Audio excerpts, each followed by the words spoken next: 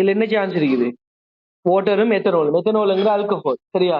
Sweet, அதாவது வந்து white colour தான் நீக்கும். சானிடைசர் மாதிரி யோசிங்களேன், அதை வாட்டரோட மிக்ஸ் பண்ண போல ரெண்டுமே என்னது விளங்கவே மாட்டா, சரிதானே? எத்தனால். அப்ப யோசிச்சு பாருங்க, ஆல்கஹால் பிளஸ் வாட்டர் வந்து என்னது? Homogeneous mixture. இல்லாட்டி sugar plus water homogeneous, salt plus water homogeneous, glucose plus water homogeneous. ஏன்னா ஃபுல்லா கரைஞ்சிடும் அது. அதான் மெயினான விஷயம், சரிதானே? ஃபுல்லா கரைஞ்சிடும். தொட்டு போட்டா ஒரே கலர்ல இருக்கும், ஞாபகம் வச்சுக்கோ. சரி, அடுத்தது பாருங்க.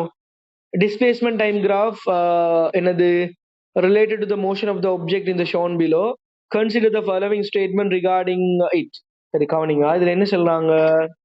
First one, during first 10 seconds the object has moved with a uniform velocity. உண்மையா பொய்யா? ஸ்ட்ரைட் லைன் என்ன என்னது? இது எஸ்டி கிராஃபா? என்னது? Uniform velocity. அதுவே விடி கிராஃப் எக்ஸலரேஷனா இருக்குமே, யூனிஃபார்ம் எக்ஸலரேஷன் சொல்லலாம். ஓகேவா? Velocity. The object remain rest 10 to 30. சரியா பிள்ளையா? இல்லையே, டிஸ்பிளேஸ்மெண்ட் இல்லையே. அதாவது ஒரே இடத்த நிக்கிற, அதாவது டிஸ்பிளேஸ்மெண்ட் மூவ் ஆகல. அப்படின்னா மீனிங் என்ன? ரெஸ்ட். சரியா? விடி கிராஃப்ல அதோட பேர் என்ன? Constant speed. ரெண்டாவது என்ன? அப்ப 10 to 30 என்ன? 10 to 30 வந்து ரெஸ்ட்ல இருக்கார், அதுவும் உண்மைதான். The displacement of the object in 30 seconds is 300 meter. உண்மையா? என்ன நடந்திருக்கு? 0ல இருந்து எங்க போறார்? 12 மீட்டருக்கு போறார் அவர், சரியா? 12 மீட்டருக்கு போய் அங்கேயே நிக்கார், அப்படித்தானே? அப்ப மொத்தம் எவ்வளவு டிஸ்பிளேஸ்மெண்ட் ஆகிருக்கார்? 12 மீட்டர் தான். அதுபோல அவர் எங்கேயுமே போகலையே. சோ 300 மீட்டர் இல்ல, 12 மீட்டர். சோ ஏயும் பியும் தான் ஆன்சர். என்னது? ஏயும் பியும். அப்ப ஆன்சர் என்ன? ஏயும் பியும் தான் ஆன்சர், சரிதானே? அப்ப டிஸ்பிளேஸ்மெண்ட் வந்து 300 இல்ல, 12 மீட்டர் தான். என்ன அடுத்து போய் நின்றுட்டாரு, 12 மீட்டர் போய் நின்றுட்டார். அது பரவாயில்ல, போகவே இல்லை. அடுத்தது, the below part of the flow chart prepared by a student. பாருங்க, அப்போ produced by photosynthesis, stores, translocated. அடிக்கடி செல்ற ஒரு விஷயம், சரிதானே? எப்படி ப்ரொடியூஸ் ஆகும்? என்ன ப்ரொடியூஸ் ஆகும் அதை சொல்லுங்க. அப்போ போட்டோசிந்தசிஸ்ல ப்ரொடியூஸ் ஆகுற என்னது? குளுக்கோஸ். ஸ்டோர் ஆகும் என்ன? ஸ்டார்ச். டிரான்ஸ்லோகேட் ஆகும் வந்து சுக்ரோஸ். சிம்பிளான ஒரு கேள்வி, சரிதானே? அடுத்தது 25வது கேள்வி, சரியா? 25வது கேள்வி. Which answer shows the ascending order of the mass of the element in an organisms? Ascending order, சரியா?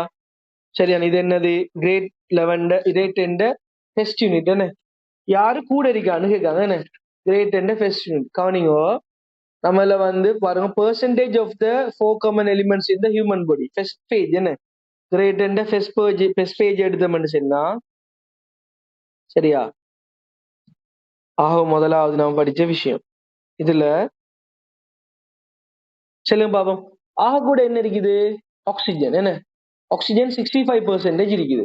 அது பிறகு கார்பன், அது பிறகு கார்பன், அது பிறகு ஹைட்ரஜன், அது பிறகு நைட்ரஜன், சரியா? Oxygen, carbon, hydrogen, nitrogen.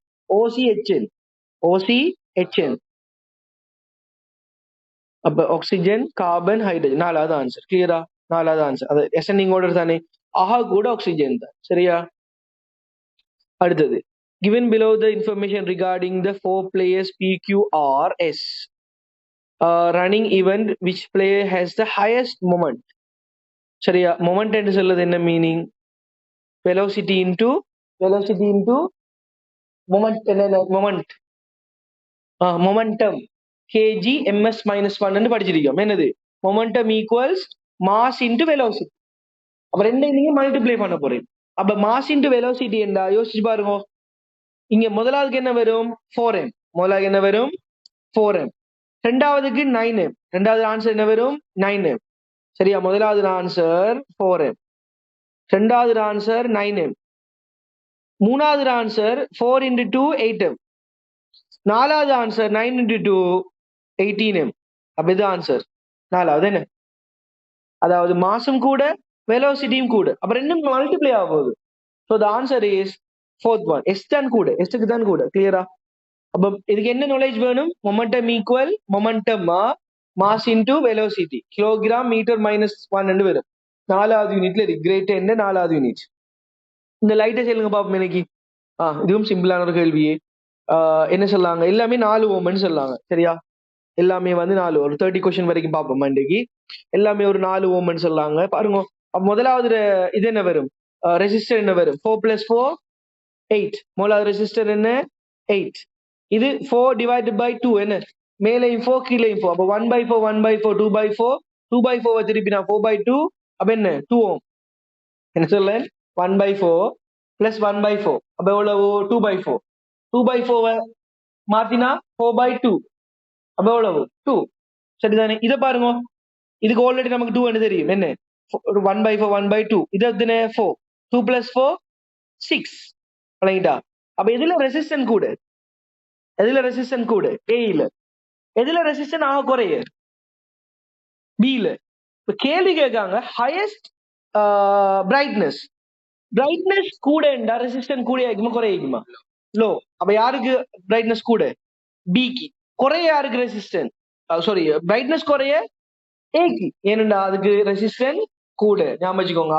R கூடினா resistance கூடினா brightness குறையும். சரியா? ரெசிஸ்டன்ஸ் குறையண்டா பிரைட்னஸ் கூடும். கிளியரா? சோ நான் எப்படி ரெசிஸ்டன்ஸை கண்டுபிடிச்சேன் எங்கிறது பாருங்க. சரியா? இந்த கேள்வி செய்யறதுக்கு எனக்கு பெரிய டைம் எடுக்கலையே. 1/r ஒன்னும் போடல. என்னது அவ்வளவு பெரிய மைண்ட் மேக்ஸ் எல்லாமே எனக்கு தேவையில்லை. 1/4 + 1/4 2/4. 2/4 தலைகீழா பெருடினா 4/2. 4 2 2. ஆல்ரெடி இங்க 4/2 2 கண்டுபிடிச்சாச்சு. அப்ப 2 பிளஸ் அங்கால பக்கத்துல வர சீரீஸ போட்டா 6. அப்ப மூணாவதுக்கு 8, ரெண்டாவதுக்கு 2, மூணாவதுக்கு 6. அடுத்து 28வது கேள்வியை பாருங்க. அப்போ அன்னஹரி என்னது? கிரேட் 7 கிரேட் 11 7வது யூனிட் என்ன சொல்லுங்க பாப்போம். அசிட். அசிட பத்தி சரியா கிரேட் 7ல படிச்சு கொடுக்க கூட இது கிரேட் 11க்கு வருமெண்டு ஒரு 100 தடவை சொல்லிப்பேன். அவனுக்கு இப்ப அதான் பாடம். Acid base. சரியா? கிரேட் 7க்கு பாருங்க. கிரேட் 7ல நீங்க பாருங்க லிட்மஸ் பேப்பர்ல சரியா ரெட் கலர், அதாவது ப்ளூக்கு ரெட் வந்தா ரெட் வாரது எல்லாம் மெசிட். ஞாபகம் வச்சுக்கோங்க. லிட்மஸ் பேப்பர்ல ரெட் வந்தா அசிட், அதாவது ப்ளூ ரெட்டா வந்தாலும் மெசிட் தான், ரெட் ரெட்டா வந்தாலும் மெசிட் தான். நீங்க ப்ளூ லிட்மஸ போட்டா ரெட்டா வரும், அது அசிட். ரெட் லிட்மஸ போட்டாலும் அது ரெட்டா தான் வரும். No change. சரியா? அதுவும் மெசிட் தான். ரெட்டுக்கு ப்ளூ வந்தா ப்ளூ கலர் வந்தா பேஸ். அப்ப B4 என்று வச்சுக்கோங்க. பிபி ப்ளூக்கு பேஸ். அப்ப நீலம் வந்தா பேஸ். சரியா? அப்ப என்ன மீனிங்? ப்ளூக்கு பேஸ். மத்தாக்கள் பினோப்தலின் வந்து நல்லா ஞாபகம் வச்சுக்கோங்க. பினோப்தலின் எதுக்கு யூஸ் பண்றேன்னா பேஸுக்கு. பினோப்தலின் எதுக்கு யூஸ் பண்ற? பேஸுக்கு. மெத்தைல் ஆரஞ்சு வந்து அசிடுக்கு. சரியா? ஞாபகம் வச்சுக்கோங்க. பினோப்தலின் பேஸுக்கு பினோப்தலின் பிங்க் கலரா போகும். பினோப்தலின் பேஸுக்குள்ள போட்டா பிங்க் ஆகும். பிபி பினோப்தலின் பிங்க் ஆகும் பேஸுக்கு. சரியா? பிபிபி ஞாபகம் வச்சுக்கோங்க. பினோப்தலின் இல்லாட்டி பிபிபி உங்களோட விருப்பம். அதே மாதிரி மெத்தைல் ஆரஞ்சு வந்து அசிடுக்கு ரெட் ஆகும். அசிட் வேலை என்ன? ரெட் ஆகுறானே. அசிடுக்கு ரெட் ஆகும், பேஸுக்கு எல்லோ கலரா வரும். சரியா? அசிட் வேலை அதான். சரியா? இப்ப இங்க பாருங்க கொஸ்டின்ல என்ன கேட்டிருக்காங்க? PH paper turns to purple. PH பேப்பரை பார்த்தோம்டா, பிஹெச் பேப்பர்ல அசிடுக்கு வந்து எப்பயுமே ரெட்ல இருந்து கிரீன் வரைக்கும் அசிட் தான். சரியா? கிரீன் வந்து நியூட்ரல். கிரீன் வந்து நியூட்ரல். கிரீன்ல இருந்து அங்கால பக்கம் ப்ளூ பர்பிள் அந்த கலர் எல்லாம் பேஸ். அப்ப ரெட்ஸ் ஆர் இந்த ஆரஞ்ச் எல்லோ கலர் சரியா லைட் கிரீன் இதெல்லாம் எங்க போவாருன்னு சொன்னா அசிடு போவாங்க. சரியா? Blue colour purple colour violet colour எல்லாம் டார்க் பர்பிள் எல்லாம் பேஸுக்கு போகும். சரியா? PH paper. அப்ப முதலாவது சொல்லாங்க pH paper turns to purple. இல்ல, அசிட் பேஸ் இன்டிஃபிகேஷன். கேள்வி வந்து பாருங்க பேசிக் சொல்யூஷன் அவுட் ஆஃப் 3. முதலாவது என்ன? பர்பிள் வந்து அதுக்கு என்ன? அசிடா பேஸா? பேஸ். அப்ப ஏ வரும் ஷுவர். பினோப்தலின் கலர்லெஸ் அரிக்கும். இல்ல, பினோப்தலின் கலர்லெஸ் அரிக்கும் யாருக்குன்னா அசிடுக்கு. இதுக்கு பேசிக் என்ன கலர்? பிபிபி. என்னது? பேஸுக்கு பிங்க் கலரா பேசிடும். பேஸுக்கு பிங்க் கலர். அப்ப பி வராது. பி வராது. அப்ப ஆன்சர் என்ன? ஏயும் சியும் தான். Red litmus turn to blue. அப்புறம் red litmus turn to blue அதுவும் பேஸ் தான். Blue litmus turns to red அண்டா அசிட். அப்ப ஏயும் சியும் தான் ஆன்சரா? ஏயும் சியும் தான் ஆன்சர். கிளியரா?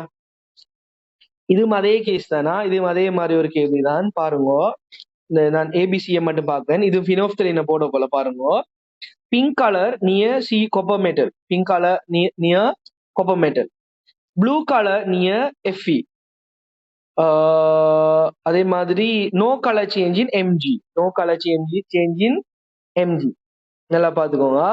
இதுல வந்து ஸ்டேட்மெண்ட் இவங்க என்ன சொல்லாங்கன்னு சொன்னா இப்ப பொட்டாசியம் பெரிசயனைடு ஏகர் மிக்ஸ் எல்லாம் வந்திருக்கு சரிதானே.